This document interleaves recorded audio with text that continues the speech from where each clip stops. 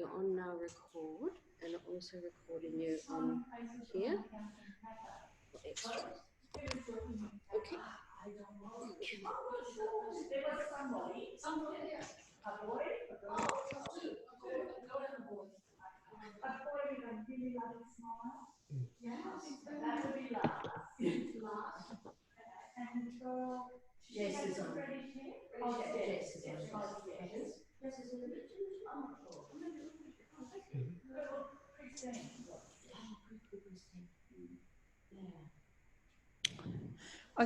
Okay, so welcome back folks in the Gompa, and welcome back folks online. And so we'll continue on. So looking at, okay, we've now identified what the problem is, so now we've got to look at the solution. Are we recording? Oh, yeah. Oh, yeah, because was I? Oh. No, you were, I was on because they were hearing me. Yeah, no, but we unmuted it when we had a chat just then, and I was just double checking. Okay. Thank you. It's nice to have the multimedia team being the only team.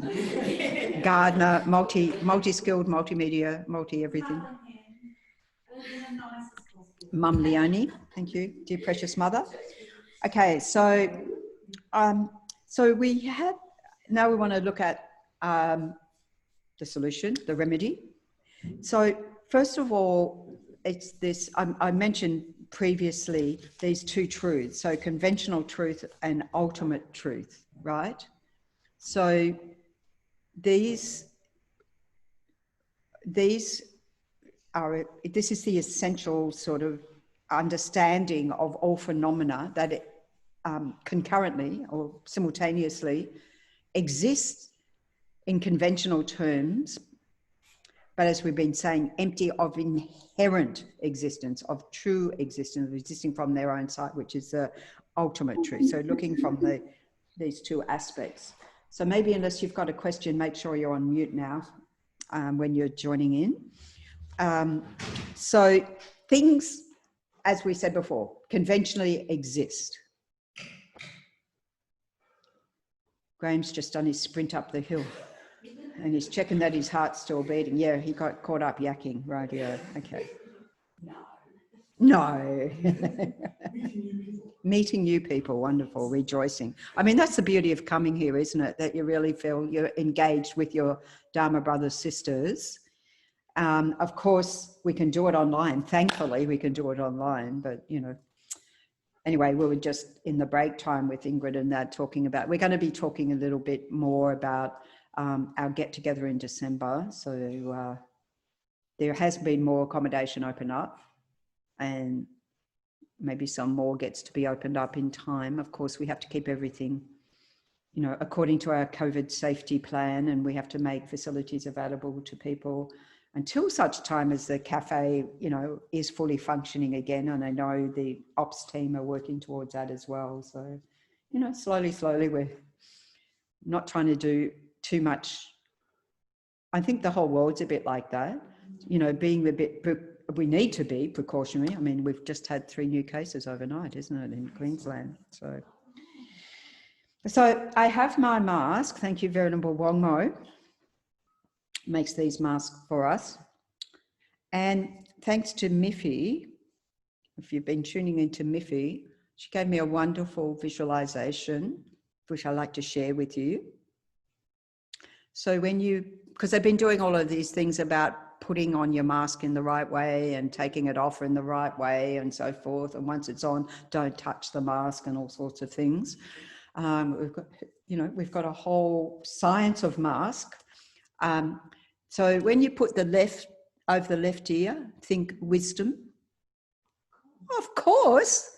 And when you put over the right ear, think compassion. And then unification, wisdom, compassion. For the benefit of all beings, cherishing others, because that's why you wear the mask, is it benefits others, right? It's a lovely idea.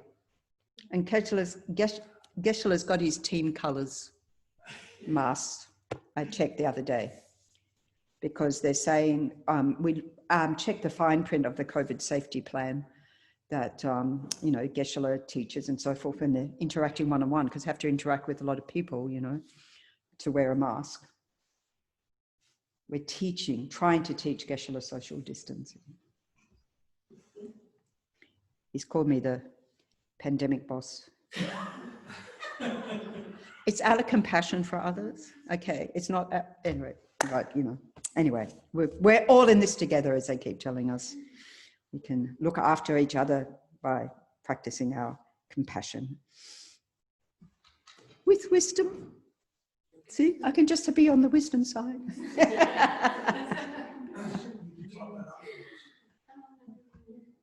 Okay,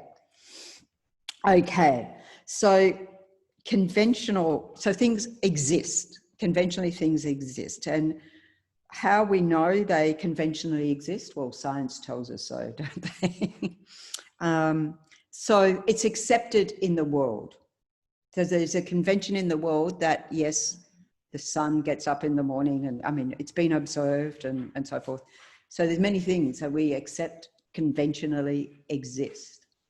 Can you think of things that we don't accept existing? Ghosts. No, I don't know. We maybe accept ghosts existing. That can be. Some people don't. Yeah. Can we prove they don't exist? So, well, just some of the traditional things. In the traditional texts, you might have heard, some of you, the horns of a rabbit. Oh, yes. So conventionally, it's accepted that rabbits don't have horns. I mean, we could describe any animal and describe something that they don't have, because that would make it hen's teeth. As rare as hen's teeth. See, as rare as hen's teeth implies that there is some hen somewhere with teeth. But, huh? Flying pigs. See, many, many examples, right? So these are things that are not accepted as existing and could be contradicted by a conventional valid cognition. In other words, we could prove, so a conventional valid cognition has to accept that something exists, or we could prove, what?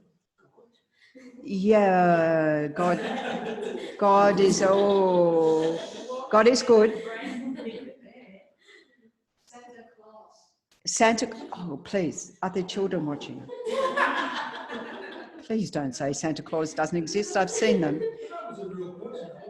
Huh? That was based on a real person. Yes, yeah, he was, Ingrid probably knows the history of Santa Claus, do you?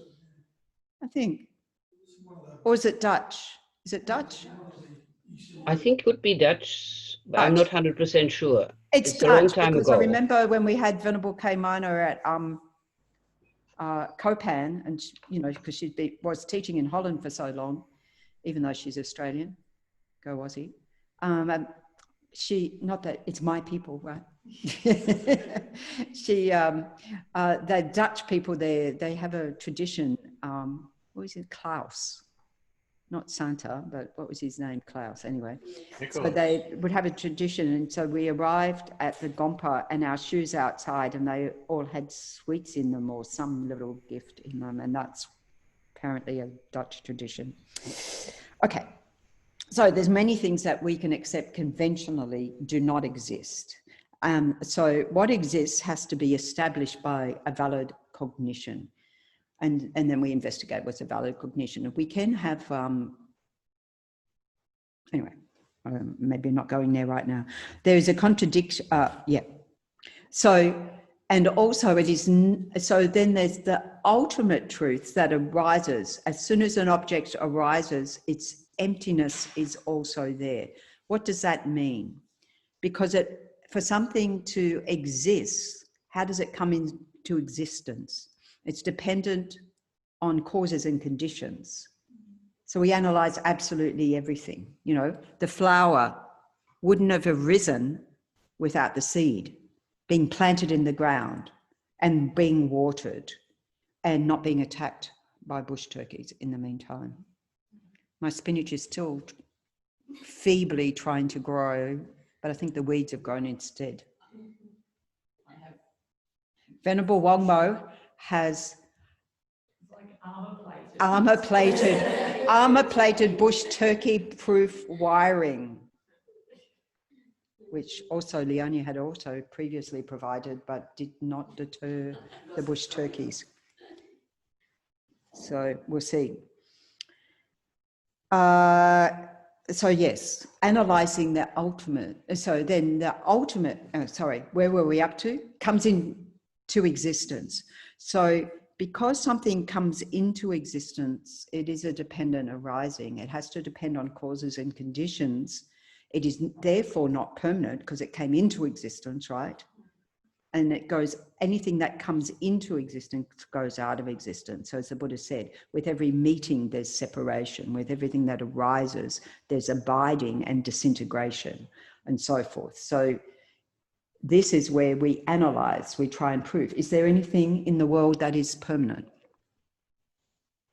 That doesn't depend on causes and conditions. So we analyze and we see, is that partless particle that doesn't depend on causes and conditions?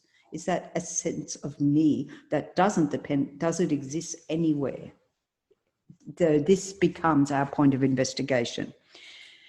And then it says it's not contradicted by a valid cognition analyzing the ultimate. Why? Because in fact, if you're analyzing the ultimate nature, the lack of inherent existence, you're not actually investigating whether the object exists or not. It's not the business. It's the mode of existence, how it exists. It's analyzing how, not if. So conventional truth is if it exists, it is known by a valid cognition. And that's why it says the Buddha is omniscient,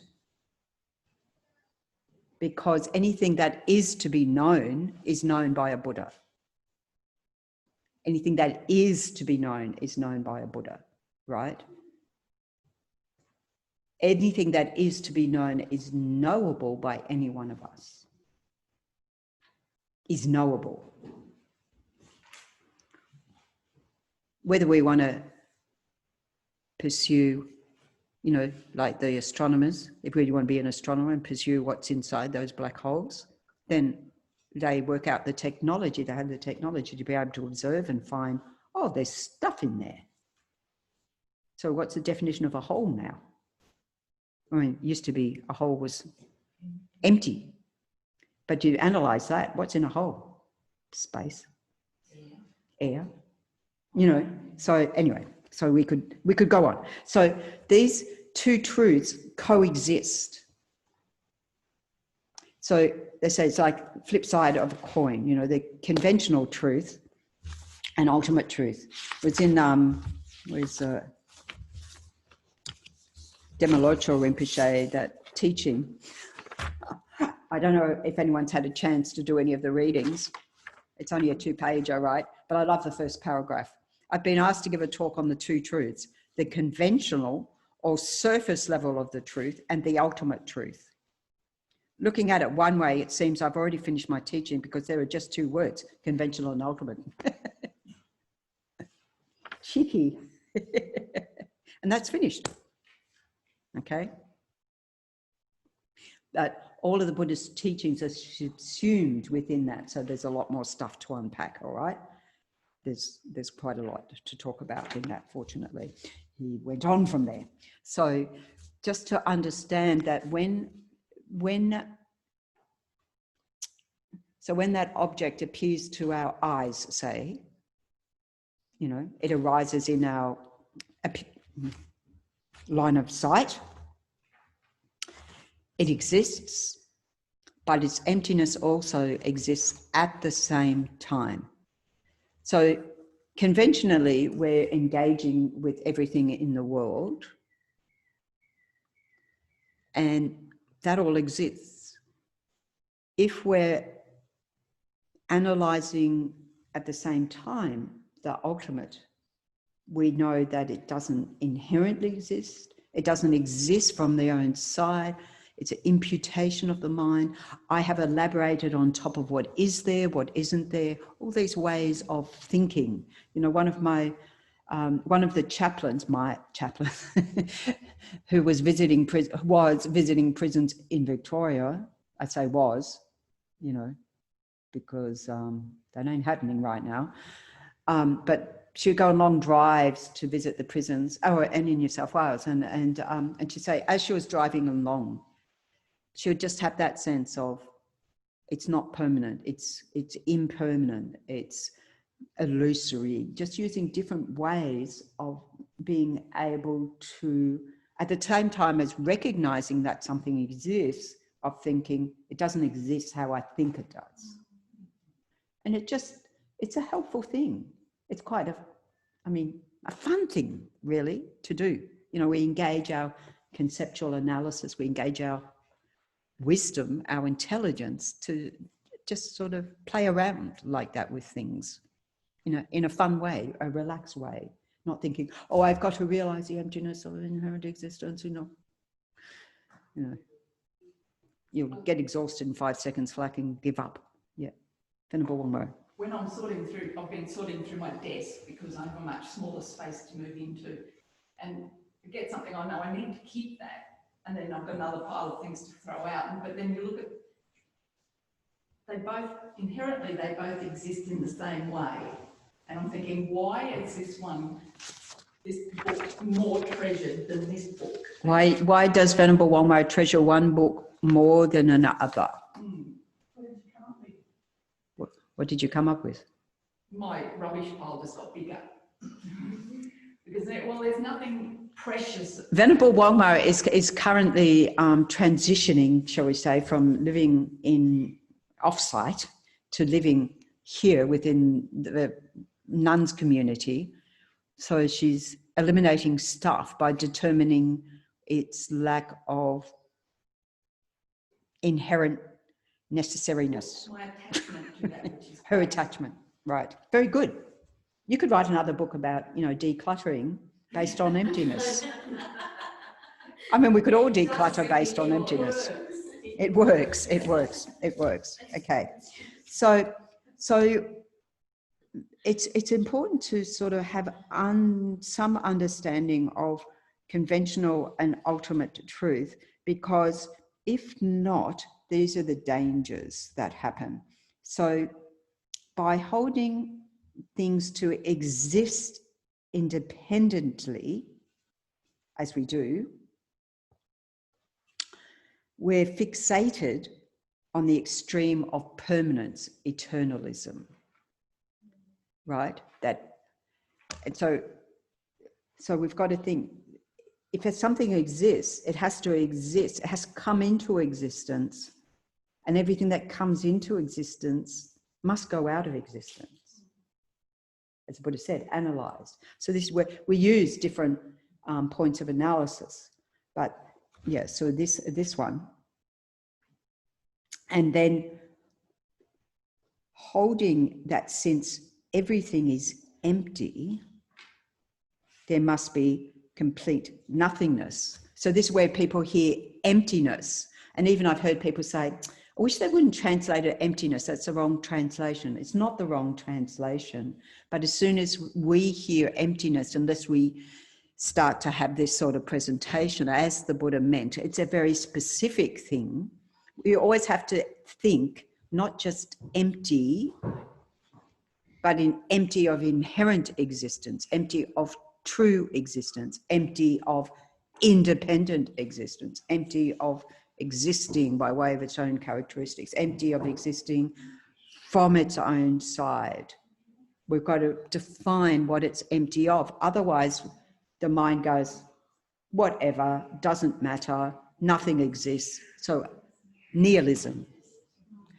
So this is called, sort of over-refutation of the object. So you say, oh, I don't exist, might as well, there's no point to go on living. No, it's not what it's saying at all. So that's wrong.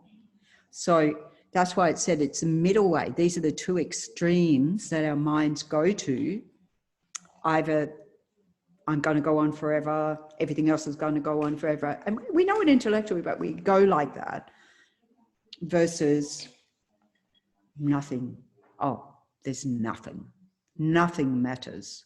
And that's very dangerous, as we can imagine, very dangerous point of view. So we have to see, no, the middle way approach is seeing that these two truths exist, coexist, right?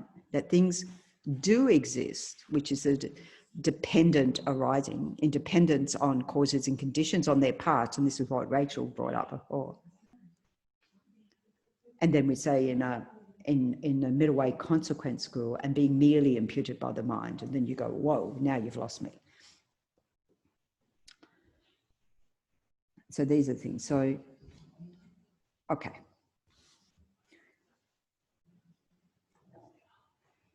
So one way of looking at conventional truth is by, Lama Zopa Rinpoche often says, it's all a hallucination.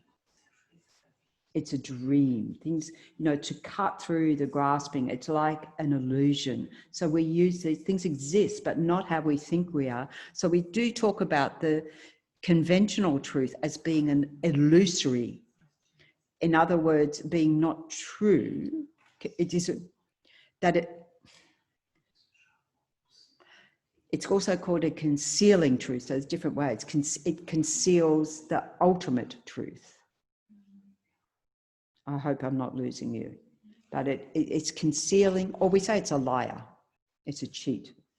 I like that. It's sort of straightforward because it's a false view of things. As we were saying, we elaborate on top. We elaborate the beauty. We elaborate the gorgeousness of chocolate cake or any other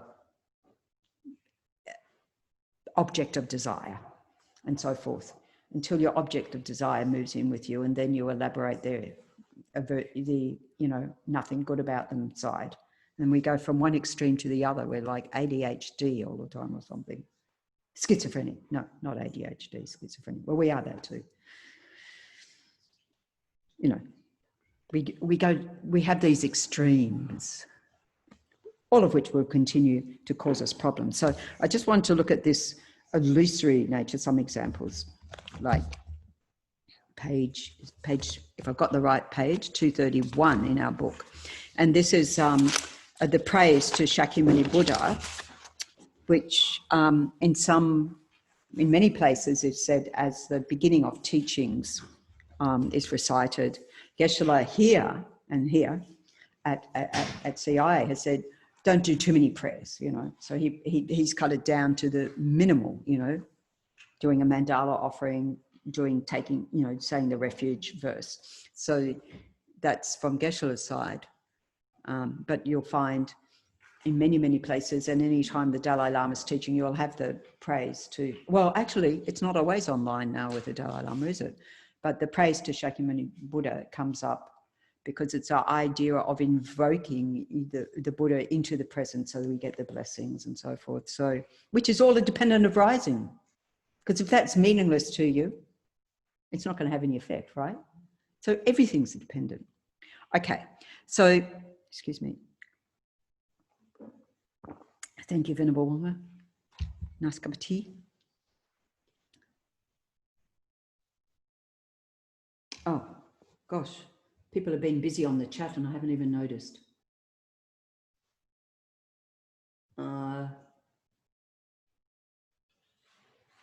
Yes, Stacey, sorry.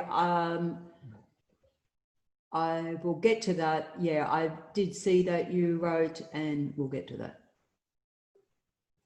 Hold on. Okay. Yeah. So we've got a new computer and I'm supposed to be able to work it, but you can see I'm still incompetent.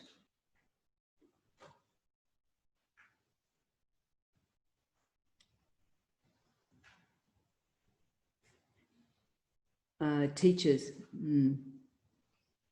Yes, Rinpoche, this is what point we're at the moment. Rinpoche teaches by think of this life as a dream. This is exactly the point, Kate, we're looking at the moment. And then Gompo's got a whole thing about death. All right. We'll get onto that, hopefully. But this one, which is Kate's. So when, at least in my experience, most of the time when we're reciting this at the beginning of teachings with Lama Zopa Rinpoche, we get to this verse and then Rinpoche, stops. And, you know, this is before the mandala offering, requesting the teachings has been done and people are ready to go. And then we spend the next hour or two on this verse, right? So it's on page 231.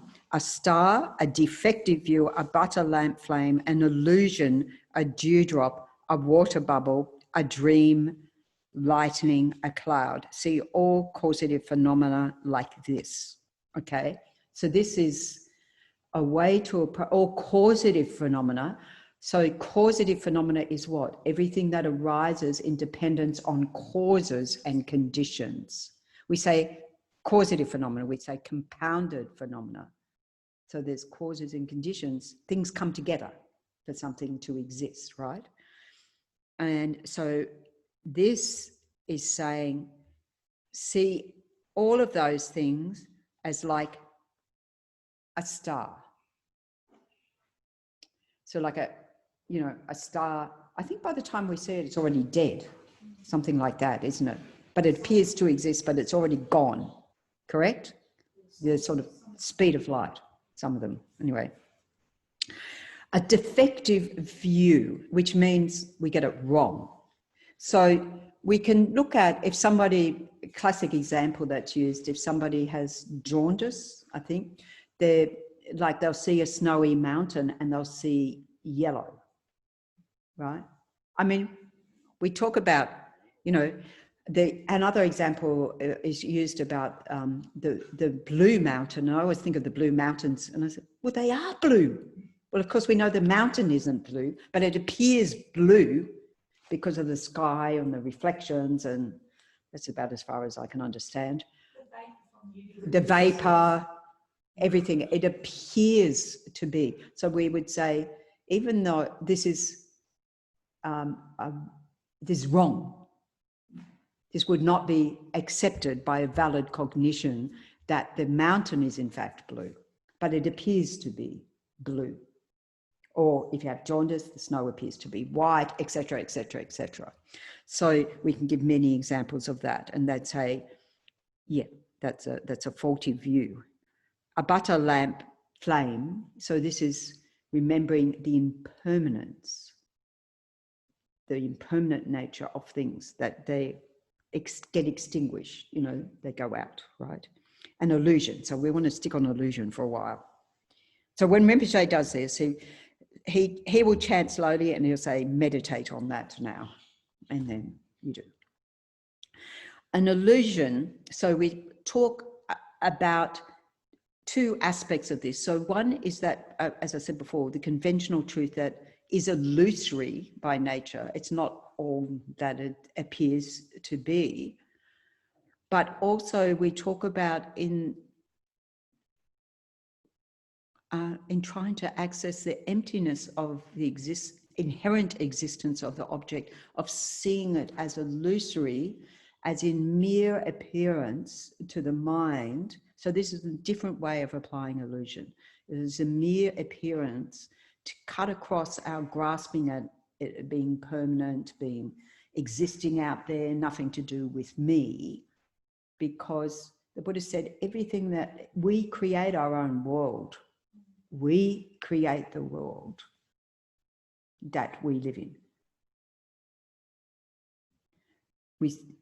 We've got to think about that in terms of we're creating our perception of how everything exists, including science. I mean, it's interesting. We say science is fact, don't we? But who created the fact that science is fact? Human beings.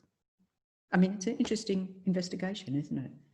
But it's good that in this world, we believe in factual science, it is based on analysis, and the Buddha would be agreeing with that. And the Dalai Lama meets with the scientists, and there's a mutual learning and understanding that enhances that, because ultimately you say, well, the Buddha was the ultimate scientist. You knew all of this, because how did the Buddha know about the non-existence of partless particles? We're going beyond quarks and whatever, very, very subtle levels of reality, isn't it? Like the Dalai Lama, and this would pick up from where Graham's, quote came from that Wayne Dyer book of universe in a single atom, and that, yeah. So as Lama Yeshe said, we all create our own universe, but then our universes collide all the time. So, yeah. So getting a sense of the illusion-like nature of things. So some of the, like an illusion. So it's usually, the example used here is usually like a magician's illusion. Like the magician creates what you think you see, you don't, right? And so you're believing in something that doesn't exist. The example that's used is that there's like the horse, the illusory horse. Well, I have to say the horse itself is not illusory. The horse exists, but this is not in the Buddha's teaching. This is what, analyze it. The horse is actually there. Or actually, I'd like to use the rabbit, because I've never seen, it's a long time since I saw a magic act, but I never saw a magic horse. Oh, the rabbit out of the hat. The rabbit out of a hat.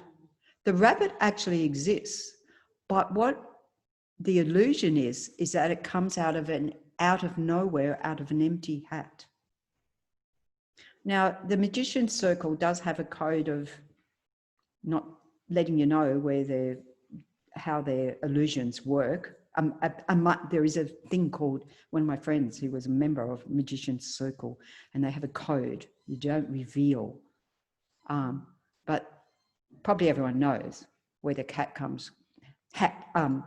rabbit comes from. So there's a false bottom to the hat, and the poor little rabbit's squished down below. Well, I don't know if it's squished. I don't know. I hope that no animals were harmed in this magic act. And then by some sleight of hand, it appears the rabbit came from nowhere, or the dove. These all doves up sleeves, or coin, because they take your attention somewhere else. In the meantime, the coin or the card, and they appear to come from nowhere, right?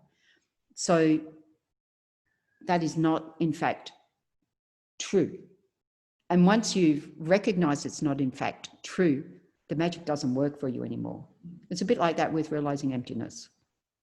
A way of thinking about, and then there's no, once you realize that it's, this self I've built up as an illusion, there's no more grasping at that self, because it's just like that illusion, a magician's illusion. Yes, Graham. It's the way I sort of see it. It's like listening to music or watching a movie.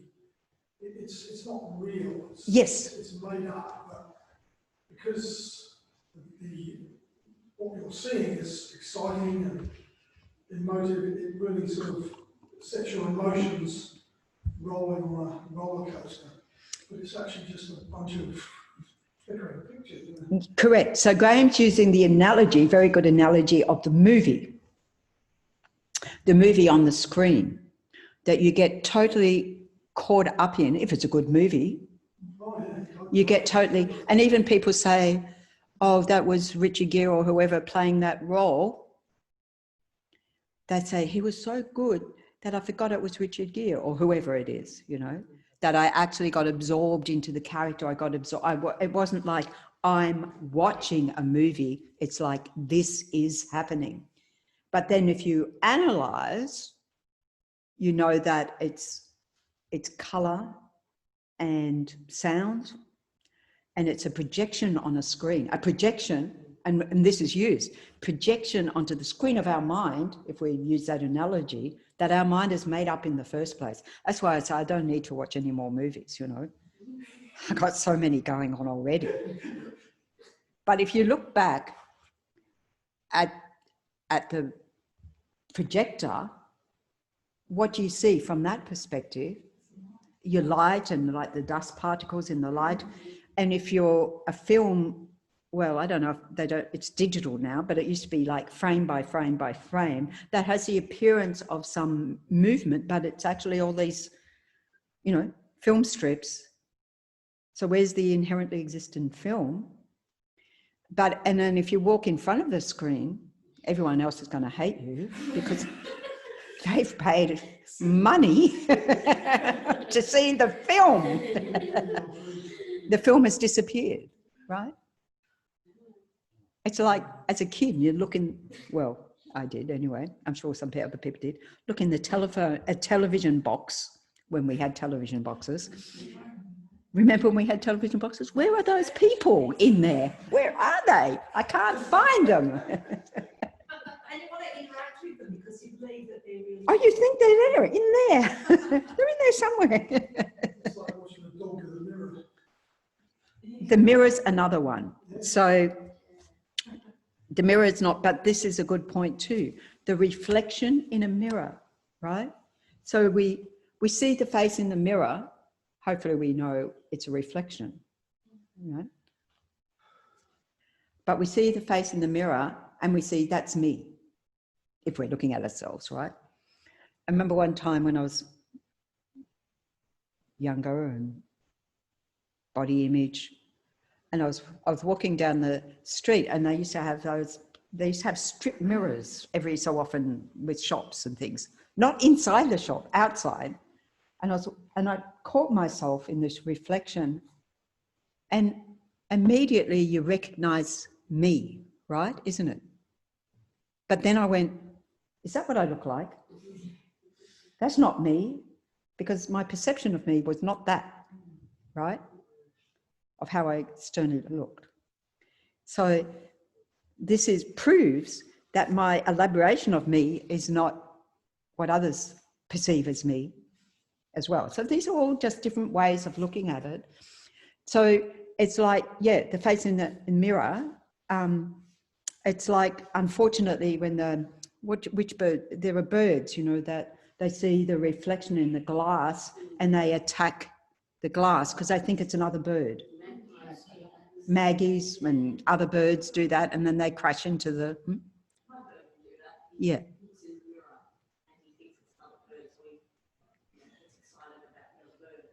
Oh, there's another bird, and I want to get to that bird. So this is another one of the classic examples that's used in the text is, so this rabbit talks to a lion from a distance, I guess. The lion must have eaten dinner. You know, I always want to think, but how did that work? So elaboration. So the lion, you know, I'm boss of the forest, I'm ferocious, so you ought to be scared of me. And so the rabbit goes, I know, I can show you a more ferocious being than you, boss lion, king of the forest. And so, king of the jungle, we say, don't we? I don't know what, anyway. And so the rabbit takes the lion to the water, still lake, and the lion looks in the water and sees a reflection that he takes to be another lion and, you know, attacks. And then that one attacks back. So he jumps in to really go for it and gets out and then he thinks he's overcome, and the rabbit goes, oh, no, it's gone deeper. You've got to go deeper. So naughty rabbit, but the lion jumps in deeper and drowns is a thing. You know, so attached to that appearance being real. It's an analogy to show the danger of how far we can go, grasping it. And we do all the time, you know, that really believing that. And when we talk about the reflection in the mirror, the moon's image on a still lake, you know, we know that that's not the moon, right? So this is a way of seeing the illusory nature of reality, that this is a mere projection, you know. So the different ways to think about it as a mere projection to our mind. So with a defective view, going back to that one, because the other classic example is seeing, and I wanted, His Holiness has got a nice quote about that. So this is, some of you will know this classic example. So His Holiness, and this I think I added, oh no, I didn't add in the list, but this book I think is really good for practice as well, by His Holiness, How to See Yourself as You Really Are.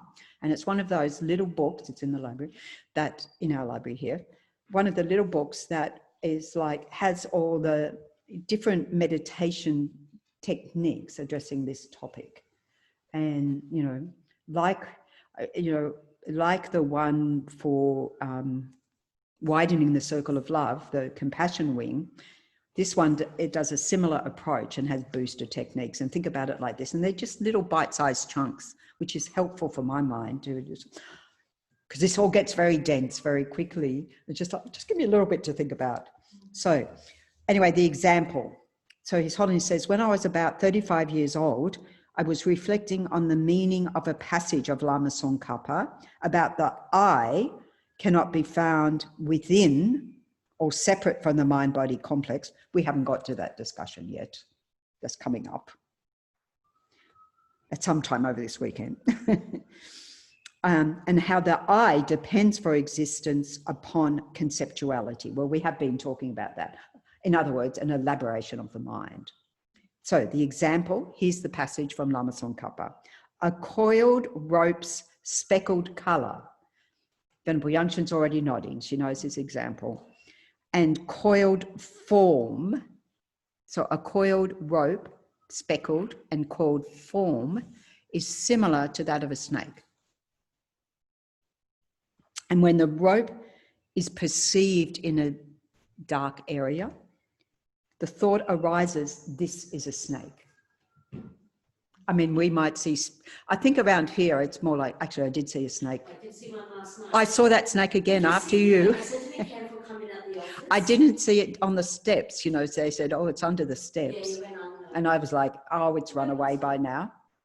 And I think it was a little baby brown. I think it's a baby brown as well. Because I walked up and then it was like it slithered away again. I just said, just keep going in that direction. Thank you. It wasn't a coiled rope. It was an actual snake. Okay, so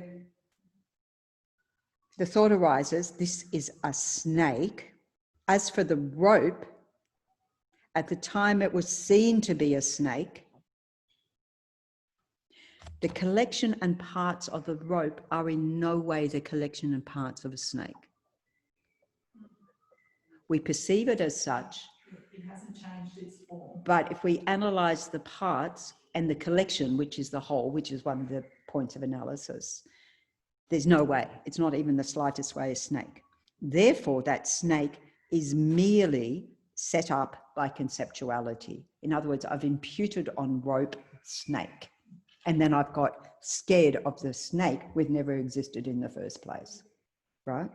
As a wildlife carer, I've pulled up on the side of the road to rescue many pieces of rope.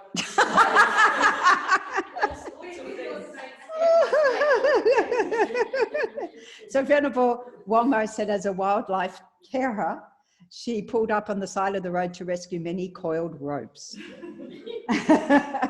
Very good. She knows this one. Okay.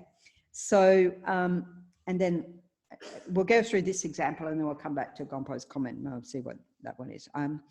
The snake is merely set up by conceptuality. In same way, when the thought I arises, independence on the mind and body, nothing within the mind or body. So this is an analysis that we do. It's a meditation we'll do. And of course, we'll be next month doing those more elaborately.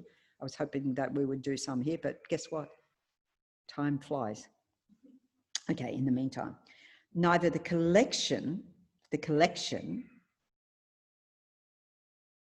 that is within an earlier moment or the present moment or a later moment, nor the collection of the parts at one time, nor the separate parts. Are you lost already? No? Good. Nor the continuum of any of the separate parts is in even the slightest way I. So it's neither the whole collection, neither a collection of the parts, even one individual one of the parts is this I that I grasp onto. And there's many, many ways we approach this in terms of meditating on that. And so we'll get back to that. Also, there's not even the slightest something that is different. So we say we're one with the parts or the whole or separate from that because we say my body, my mind. So there must be a possessor independently out there that grasps it, holding me. None of that exists as a different entity from the body and mind that is apprehended as the I. In other words, these are different ways of analyzing, which we'll look later in a more concise way. So it's the I is merely set up by conceptuality and dependence on mind and body. It's not established by way of its own entity from its own side. So just like the coiled rope, the coiled rope was there, the snake wasn't there, but I imputed that the same with me. So there's a collection that comes together of body and mind, which we call the 5 aggregates. So His Holiness said, when he was 35 years old, he was reflecting on the meaning of this passage. This is the juicy bit. Suddenly, it was like lightning moved through my chest. I was so awestruck that over the next few weeks, whenever I saw people, they seemed like a magician's illusion. Wow, yes. I mean, we are talking His Holiness the Dalai Lama, right? They appeared to inherently exist, but I knew they actually did not. So even as I said earlier, we can start to think this way, that this person who is annoying me isn't inherently an annoying person, but boy, I want them to be, because I want to, I want to have a go at them, right? And as soon as we recognize that, it starts to weaken those afflictions. They don't go away immediately and forever, unfortunately, but it weakens their grip, just like the desire that weakened the grip on the beautiful cup. Oh, no, my favorite cup, my cup, my favorite cup. So there's a few things to analyze there. This is when I began to understand that it is truly possible to stop the process of creating destructive emotions. This is the whole point. Every morning I meditate on emptiness and I recall that experience. Yeah, so when you do have these aha moments, because they're so fleeting, it's just like, oh, I got it, and it's flown by. It's not to grasp at that, but to try and recall the thought process that enabled you to have that experience, right? That's the way to approach like that. Just thinking or saying, I will do such and such, such and such for His Holiness triggers that feeling rather than a feeling of me inherently existent. So he's able to match that up with the illusory nature of that I doing such and such. So, okay, His Holiness, advanced practitioner, we can be inspired. It is possible. It is possible, right? So viewing yourself as an illusion, as we said, viewing yourself as illusory, remember, we exist, we function, we're in the world. Like a magician's illusion, like a dream. So this is another very good one. In the dream, just like in the movie, it feels so real, doesn't it? In the dream. If we could practice lucid dreaming to be able to be aware of dreaming while we're dreaming, to see the dream as a dream while we're dreaming, that is advanced as well. But in the meantime, we know, because when we wake up, we realize that was a dream. Isn't it? We do, don't we? We realize, oh, that was a dream. It didn't actually happen. So we realize it after the event. A more advanced technique is to be able to realize while the event is happening. I did that once.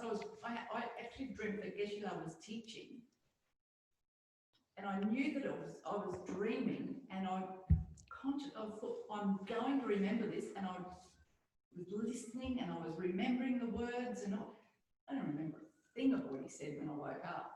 So Venerable Wangmo, I don't know if you heard online, probably not.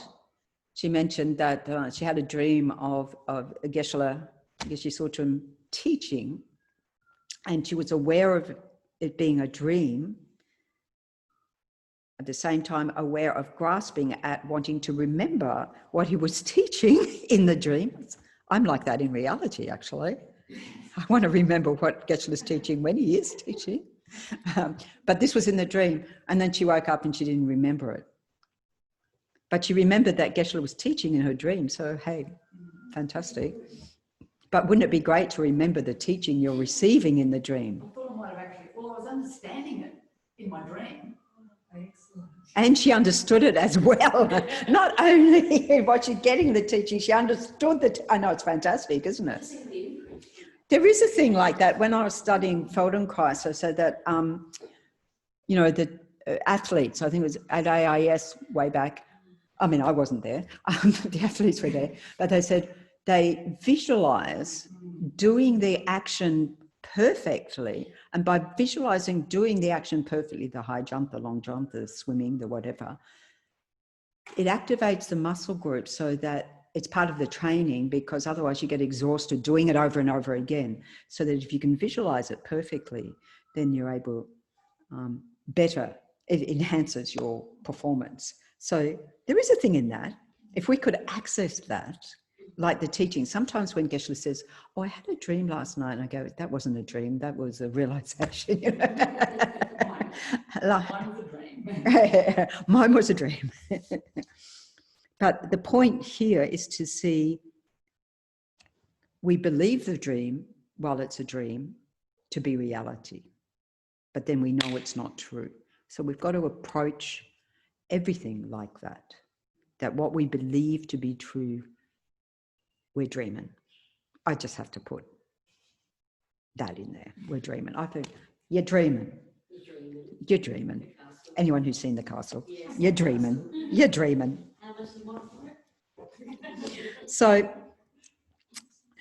in the Precious Garland of Nagarjuna, so Nagarjuna, you know, the teachings of Nagarjuna really elaborate and elucidate all of this, and then Chandrakirti's commentaries, and this is what Lama Tsongkhapa looks at. So this is, you know, His Holiness is always, have you seen when the teachings of His Holiness lately, he's instructing the Indian scholars to revive their ancient traditions of Nagarjuna, of, you know, of these great beings who understood all of this, to revive these traditions in India. He's like single-pointed, focused concentration on these Indian scholars in the colleges that are requesting teachings. And Geshe says, oh, we'll do it here. And then Geshe says, of course, we'll do it here. Of course we will. Actually, Geshe Sampton's teaching on Precious Garland at the moment in Sydney, and some of the people who are doing basic program here are also doing the Precious Garland. And it seems to be in sync, you know, that the teachings are very complementary. It's just like, it's always, we're up to the same verse or the same point. It's really lovely. One enhances the other. Anyway, digress. Okay, so in the Precious Garland, a form seen from a distance,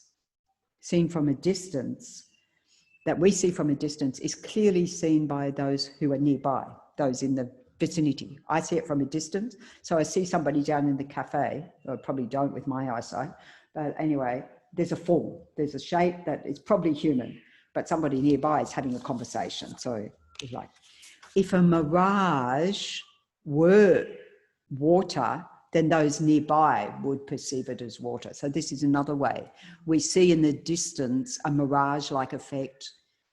You know, the desert is used, but I think we see it more on the roads, you know, that sort of mirage-like effect or so forth.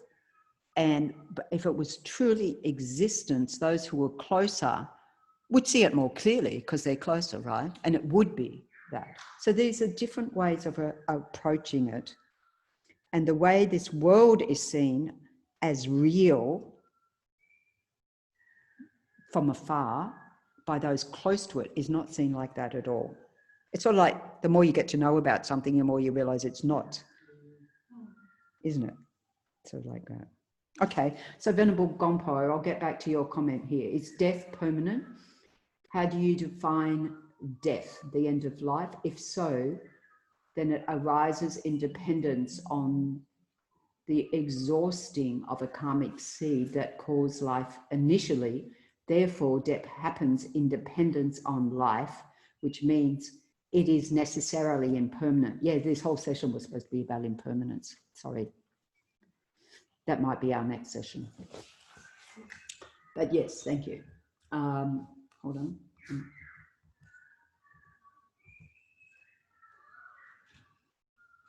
Oh, it was in response to a question, Radio. Hold on, I'm going down. I think I'm going down. Anyway, I'm sorry if I've missed any other comments because you can see my incompetency is showing itself on this. So I can't blame the computer anymore because it's a new one.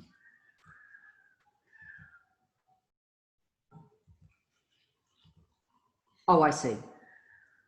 I'm finally catching up with it. Sorry, I know I'm not very skilled at the chat, but I think it's covered. So anything not covered? Any questions arising? Everyone's heads full of confusion or wisdom? Venerable Yangshan. Merely labelled. Merely labelled. Where does the label fit in? Oh, we haven't got to merely labelled yet. That's I know. later?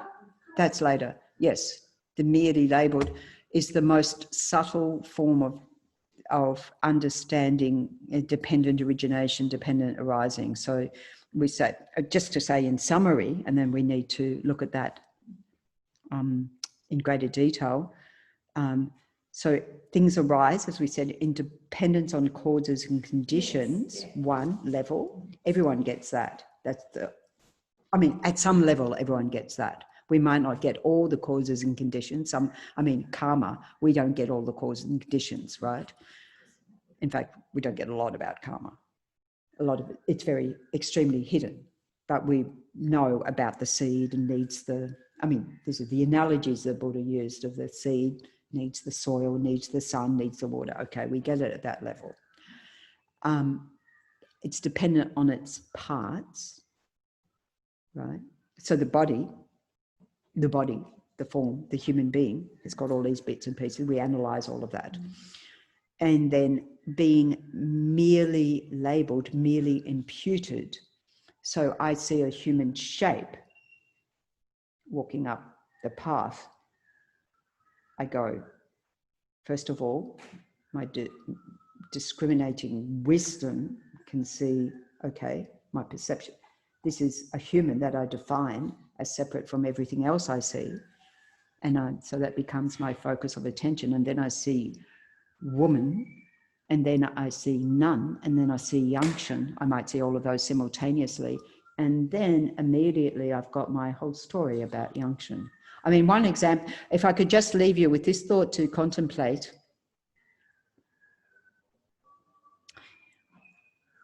So the baby is born, and then later the baby is labelled John. So when did John arise? So I'll just leave you with that thought. I know it's wonderful. They're fun things to, it's fun, this analysis stuff. It's really fun, I find. Cutting away. So Was there any other? Rachel, yeah. Is causative phenomena the same as compounding phenomena? Causative phenomena, compounded phenomena, phenomena arising independence on causes and conditions. Yeah, things that exist. They're all synonymous. They're all that, yeah. I mean, let's stay with that. Let's not complicate it with, is there permanent phenomena? Well, it becomes an object of analysis. But let's just, this is like tippy toes into the shallow end of the pool of this whole topic. And you might say, if this is the shallow end, I don't know about the deep end, because I don't even think I've got to the end of session 1 yet. I'm sorry, folks. I'm really hopeless at time management. Anyway, it's such a vast topic, you know. It's a vast topic in terms of getting our head around it in a correct way. And that's what we have to make sure that we're heading down the right path in all of this. So however far we get, and that's okay. So now we'll have a lunch break. And after the lunch break, I've signed us up for participating in the prayer-a-thon at 1:30 till 2. They're half-hour slots. Venerable Gompo's doing one tomorrow morning, right? You're doing a slot tomorrow morning. I got the list of. He did 2 last week. Yes, thumbs up. He did 2 last week because the next person didn't turn up. Anyway, we might do some more in the I've said we can fill in some in the morning because tomorrow morning, because it's 9:30 to 9:30 every Saturday to Sunday, Indian time, 5 a.m. to 5 a.m. And yeah, it's monks and nuns all around the world. Everyone's really getting excited about seeing it's on our YouTube, Chenrezig Institute YouTube Live, and Leonie's helped set up their office very nicely. It looks really impressive with the tunkas down there. You wouldn't know you're in an office. It looks like anyway, it looks beautiful. Maybe changing the tunka each week and going, guess what? You can buy one of these in our shop. Anyway, so we're going to participate in that at 1:30 till 2. We're going to be participating. Venerable Wongmo is going to be leading us in that. Yeah, Venerable Sharab's down there right now. Yeah, down in the office, chanting away. And then, because normally that time frame is our discussion time, and so then we still have time for discussion. So people who are on Zoom, we won't be able to zoom in at that time. So can you participate on the YouTube channel for that first half hour? And then Leonie's going to do her magic and get you back online at 2 o'clock. Okay? So we'll be back online all together again at 2. I keep looking there instead of here. See, this is the illusion-like nature. I see faces here and I go, the face is there, but actually I've got to look there. And what time would you like us here to set up? So here to set up 1-ish or something. Anyway, so Venerable Yangshan and Venerable Olmo are also doing water bowls simultaneously. Wow. Not at lunchtime. Not at lunchtime. Okay. We'll do that at some other stage. They will do that. We'll focus on the prayer-a-thon. Yeah, we're focusing on the prayer-a-thon. Okay, so 1:30 prayer-a-thon on YouTube if you're currently on Zoom, in the Gompa, for those who are here. It's really good. It's for protection from COVID. 1:30 here. That's all you need to know. 1:30 here. Yes, arrive a bit earlier. Come early. Yeah. Come early, 10 minutes early. Yeah.